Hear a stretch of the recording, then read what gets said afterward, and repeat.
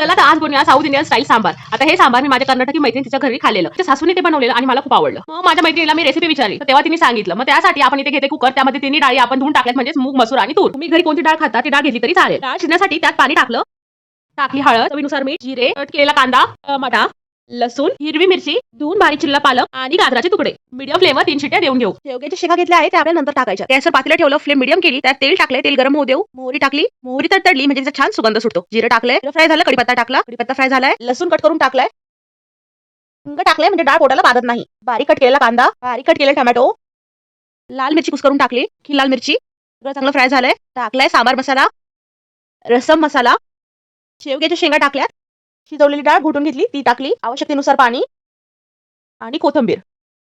गॅसची flame medium केली, त्याच्यावर झाकण ठेवलंय म्हणजे शेंगा आता शिजते. शेवग्याच्या शेंगा शिजल्या आहेत. रोजची डाळ खाऊन कंटाळा आला असेल तर तुम्ही बनवा साऊथ इंडियन स्टाईल सांबार. तुम्ही पण असं बनवा, पटकन खाऊन घ्या आणि तेवढं आपल्या चॅनलला सबस्क्राईब करा.